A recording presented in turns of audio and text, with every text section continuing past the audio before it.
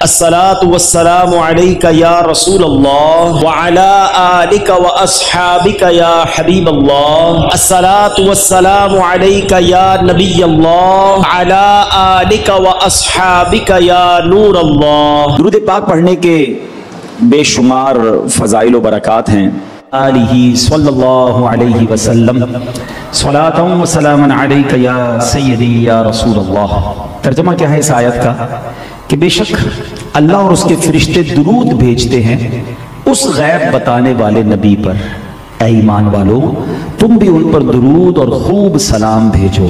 پورے قرآن میں یہ ایک ہی ایسا کام ہے جس کے بارے میں رب فرماتا ہے اے ایمان والو اللہ بھی درود بھیج رہا ہے, اس کے فرشتے بھی درود بھیج رہے ہیں نبی پاک پر, تم بھی درود پڑھنے میں شامل ہو جاؤ. صلو علی الحبیب صلی اللہ تعالی علی محمد صلی اللہ علیہ وسلم.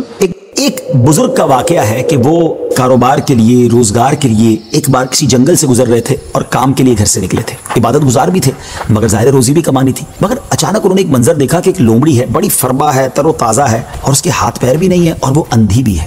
اب حیران ہو گئے کہ اس کے پاس تو نہ ہاتھ پیر ہیں, نہ آنکھیں ہیں, نہ دیکھ سکتی ہے, نہ چل پھر سکتی ہے, تو یہ کھاتی کیسے, اس کے کھانے کا انتظام کیسے ہوتا ہوگا. اسی شش و پنج میں تھے, آپ بیٹھ گئے. اچانک آپ نے دیکھا کہ زمین شک ہوئی اور دو پیالے نکلے, ایک شہد کا اور ایک دودھ کا. مگر آپ پھر سوچنے لگے کہ یہ پیالے تک پہنچے گی کیسے. اب کیا ہوا کہ تھوڑی دیر بعد انہوں نے دیکھا کہ قریب پہاڑ سے ایک سفید چہرے والے نورانی بزرگ وہ اوپر سے تشریف لائے اور اپنے ہاتھوں سے لومڑی کو یہ دونوں پیالے پلائے. پھر پیالے زمین کے اندر چلے گئے اور وہ بزرگ واپس جانے لگے. تو یہ جو عبادت گزار شخص تھے, بزرگ تھے, یہ دوڑے اور جا کر ان کا دامن تھام لیا کہ حضور آپ تعارف تو کرمائیں, آپ کون ہیں اور آپ کیوں یہ آئے تھے اس لومڑی کو یہ کھانا کھلانے. تو انہوں نے کہا کہ میں اللہ کے فرشتوں میں سے ایک فرشتہ ہوں اور میری ایک ڈیوٹی ہے کہ میں صبح و شام یہاں پر آؤں اور اس لومڑی کو اپنے ہاتھوں سے جو غذا ہے وہ کھلاؤں. ان بزرگ کی تو جس کو کہنا کہ طبیعت ہی چینج ہو گئی کہ جو رب اس لومڑی کو اس حالت میں بھی روزانہ رزق دے سکتا ہے وہ تو مجھے بھی رزق دے گا, مجھے کیا ضرورت ہے کام کاج کے لیے تکلیف اٹھانے کی. آپ جنگل میں چلے گئے اور اللہ کی عبادت میں مصروف ہو گئے. کئی دن عبادت کی, 7 دن ہو گئے مگر کچھ کھانے کو نہ ملا. بھوک سے برا حال ہو گیا. اللہ کی بارگاہ میں فریاد کی, میرے مالک مجھے بھی تو کوئی لقمہ غذا عطا فرما, اب بھوک برداشت کرنے کی طاقت نہیں ہے, یا میری روح قبض کر لے. اللہ کی طرف سے یہ ارشاد ہوا, یہ پیغام ملا کہ اے میرے بندے اپنے ہاتھ سے کماؤ, کسب حلال کرنا ہے, کوشش کرنی ہے, خود بھی کماؤ اور محتاجوں کو بھی کھلاؤ. جب اللہ کریم کی طرف سے یہ حکم ملا تو پھر ان بزرگ نے کیا کیا, پہاڑ سے اتر گئے اور پھر اب طلب معاش میں اپنے کام میں لگ گئے, کمانے لگے. آدھا خود کھاتے, آدھا محتاجوں میں تقسیم کرتے. اس واقعے سے سیکھنے کو یہ ملا کہ یہ دنیا عالم اسباب ہے.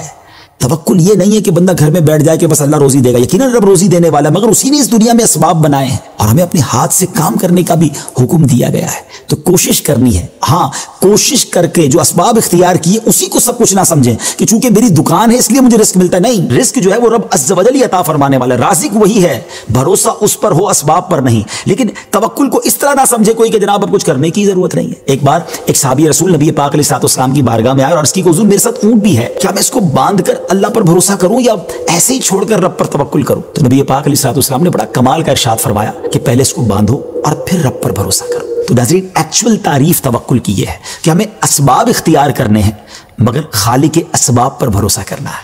تو امید ہے کہ بہت ساری باتیں سمجھ آ گئی ہوگی. وہ رب سب کو رزق دیتا ہے, وہ ہمیں بھی دے گا. اللہ کی قدرت پر یقین رکھیں, اس پر بھروسہ رکھیں اور اس کی بارگاہ میں دعا کرتے رہیں. حرام کے قریب نہ جائیے. آج کل پرابلم یہ ہے کہ جو نہیں ہے اسی کی ٹینشن ہے, جو ہے اس پر کوئی انجوائے نہیں کر رہا, کوئی شکر نہیں کر رہا, کوئی راضی نظر نہیں آ رہا. آپ یقین کریں آپ کی اور میرے پاس جو ہے نا وہ کروڑوں کے پاس نہیں ہے. آپ جس بھی کنڈیشن میں دعوے کے ساتھ کہہ سکتا ہوں. آپ میں سوچ سکتا ہے کوئی کہے مولانا صاحب ایسا کیسے ہو سکتا ہے, میں تو کرائے کے گھر میں رہتا ہوں, قرضے میں ڈوبا ہوا ہوں, اور آپ کہہ رہے ہیں میرے جیسے کروڑوں لوگ ترس رہے ہیں. جی ہاں, جیسی لائف آپ گزار رہے ہیں ایسے لاکھوں کروڑوں لوگ خواب دیکھ رہے ہیں. کیسے؟ ہم سب اس ہال میں پیدل آئے ہیں, اپنے پیروں پہ چل کے آئے ہیں, کئیوں کے پیر ہی نہیں ہیں. آپ مجھے دیکھ رہے ہیں, میں آپ کو دیکھ رہا ہوں. ہمارے پاس آنکھیں ہیں نا, کئیوں کے پاس آنکھیں نہیں ہیں. تقریباً میں دیکھ رہا ہوں سب نے کچھ نہ کچھ گرم کپڑے پہنے ہیں, سردی کی رات ہے نا. گھر پہ جائیں گے تو بستر بھی انشاءاللہ امید ہے کسی کے پاس کمبل اور کوئی نہ کوئی چادر ہے. مگر آج بھی کئی لوگ ہوں گے جو اس سردی میں بھی روڈ پر سوئیں گے. شکر کا مقام نہیں ہے. میرا موضوع یہ نہیں ہے, ورنہ میں 1 گھنٹے تک بات کر سکتا ہوں اس موضوع پر کہ اللہ نے مجھے اور آپ کو کیا دیا ہے جو لوگوں کے پاس نہیں ہے. ہم ساری زندگی سجدے میں رہنا تب بھی شکر ادا نہیں کر سکتے. ارے قیمت ہی نہیں ہے نا. ساری دنیا کی دولت ایک طرف, آنکھ کی نعمت ہے, زبان کی نعمت, کان کی نعمت, پیر, دل گردے سلامت. اگر پھر بھی کسی کو لگتا ہے نا مجھے کچھ نہیں ملا, موٹر سائیکل یا گاڑی نکال کر کبھی یہ ایمرجنسی وارڈ میں چلے جائیں کسی بھی کراچی کے ہاسپٹل میں، لگ پتا جائے گا کہ لوگ کیسی کیسی بیماریوں میں کیسی کیسی تکلیف، چھوٹے چھوٹے بچوں کے اب ڈائلسس ہو رہے ہیں، چھوٹے چھوٹے بچوں کے دلوں میں سوراخ ہے، کسی کو جناب ہمارے پاس تو دعا کے لیے آتے ہیں نا لوگ، آپ یقین کریں بندہ حیران ہو جاتا ہے کہ یہ کیسی کیسی بیماریاں آ رہی ہیں، اللہ نے بچایا ہوا، یہ بہت بڑی مہربانی ہے، لیکن شکر نہیں ہے لوگوں کی زبان پر، قناعت یہ بڑی نعمت ہے، تو جو اللہ نے دیا اس پر راضی رہا کریں۔ اے اللہ ہمیں اس حال میں مت رکھ جس میں ہم راضی ہیں، ہمیں اس حال میں رکھ جس میں تو راضی ہے۔ اللہ راضی تو بس خیر ہے، پھر جو بھی ہوگا، اگر وہ ہمیں کسی آزمائش کو بھیج بھی رہا ہے یہ بھی میرے لیے بہتری ہوگی۔ ایسے حدیث پاک میں مضمون بھی ملتا ہے کہ اللہ کریم نے کچھ لوگوں کے لیے ایک مقام رکھا ہوتا ہے اور وہ اپنی عبادت سے، اپنے سجدوں سے، اپنی نیکیوں سے وہ مقام نہیں پا رہے ہوتے، وہ وہاں تک ریچ نہیں کر پا رہے ہوتے، تو اللہ کریم ان پر آزمائش بھیجتا ہے۔ کوئی بیماری آتی ہے، کوئی ٹینشن آتی ہے، بندہ صبر کرتا ہے، اللہ اس کو مقام دے دیتا ہے۔